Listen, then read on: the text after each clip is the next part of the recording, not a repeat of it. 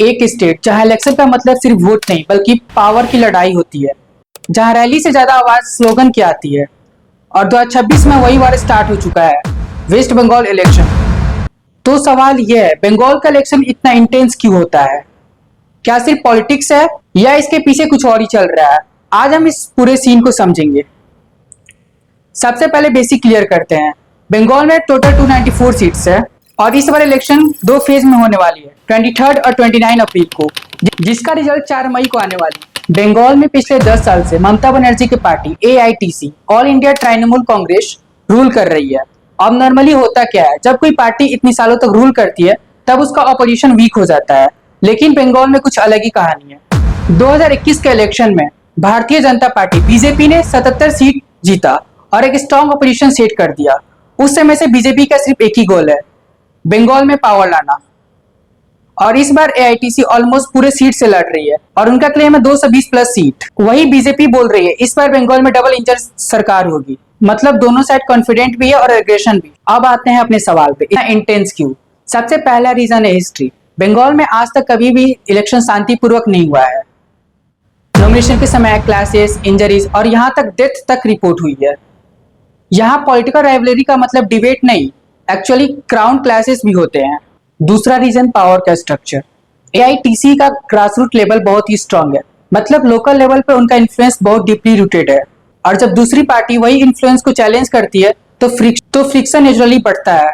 तीसरा रीजन है narrative clash. एक तरफ ममता बनर्जी का नैरेटिव है बंगाल की आइडेंटिटी और कल्चर को बचाना, दूसरी तरफ है बीजेपी, उनका नैरेटिव है डेवलपमेंट और पॉलिटिकल चेंज करना। और जब आइडेंटिटी वर्सेस चेंज का क्लैश होता है तब इमोशन और भी स्ट्रांग हो जाते हैं।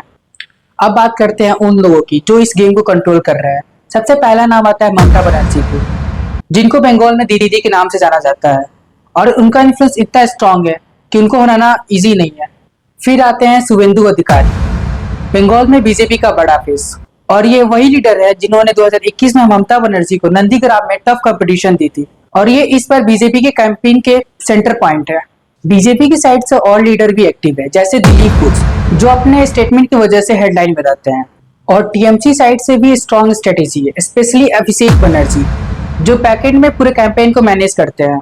मतलब ये सिर्फ पार्टीज की फाइट नहीं है, ये एक स्ट्रॉन्ग पर्सनालिटीज का क्लास है। अब आते हैं सबसे इंपॉर्टेंट पार्ट पे। ग्राउंड पे लोग वोट किस बेसिस पे करते हैं? न्यूज पे जो दिखाया जाता है वो एक साइड होती है और ग्राउंड रियलिटी थोड़ी डिफरेंट होती है। सबसे पहला इशू आइडेंटिटी। यहाँ बात सिर्फ पॉलिटिक्स ही नहीं होती है, लोग अपने लैंग्वेज, कल्चर और प्राइड को लेकर भी इमोशनल होते हैं। जब कोई पार्टी बंगाली अस्मिता के बारे में बात करती है तब वो सीधे उनके इमोशन को टच करती है। दूसरा इशू सिटीजनशिप और कम्युनिटी पॉलिसी। कुछ एरियाज में लोगों के लिए सिर्फ पॉलिसी नहीं होती है, ये उनके लिए उनके लाइफ और फ्यूचर के लिए क्वेश्चन बन जाता है। इसलिए माटवा कम्युनिटी जैसे ग्रुप का वोट बहुत इंपॉर्टेंट हो जाता है। तीसरा इशू है जॉब और फ्यूचर सिक्योरिटी। स्पेशली यंग और सिटी वाले वोटर्स का सिंपल सवाल है, जॉब मिलेगा या नहीं, ग्रोथ होगी या नहीं।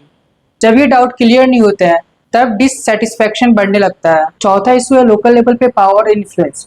ये एक ऐसा टॉपिक है जिसके बारे में ओपनली बहुत कम बात होती है, लेकिन ग्राउंड लेवल पे इसका इम्पैक्ट बहुत ज्यादा है।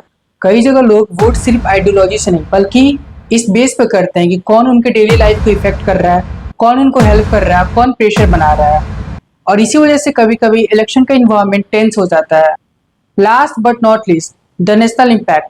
अगर भारतीय जनता पार्टी बंगाल इलेक्शन जीत जाती है तो ये इनके लिए सिर्फ स्टेट विन नहीं है, ये एक स्ट्रॉन्ग पॉलिटिकल मैसेज है पूरे इंडिया के लिए। अगर all India Trinamool Congress power में आती है तो ये प्रूफ करेगा कि रीजनल पार्टीज भी स्ट्रॉन्ग स्टैंड ले सकती है। मतलब ग्राउंड पे इशू अलग अलग है लेकिन फाइनल रिजल्ट का इम्पैक्ट बहुत बड़ा होगा। एंड में बस एक ही बात बोलूंगा, पॉलिटिक्स चाहे कितना भी इंटेंस क्यों ना हो जाए, लेकिन फाइनल पावर हमेशा एक आम आदमी के हाथ में होता है, वोट के थ्रू। इसलिए ब्लाइंडली फॉलो मत करिएगा, समझिए, एनालाइज करिए और फिर डिसीजन लीजिएगा। कि बंगाल का डिसीजन सिर्फ लीडर्स डिसाइड नहीं करते हैं, लोग करते हैं। और इस बार लोग क्या चूज करेंगे वो देखना सबसे इंटरेस्टिंग होगा। अगर वीडियो अच्छी लगी हो तो प्लीज लाइक और सब्सक्राइब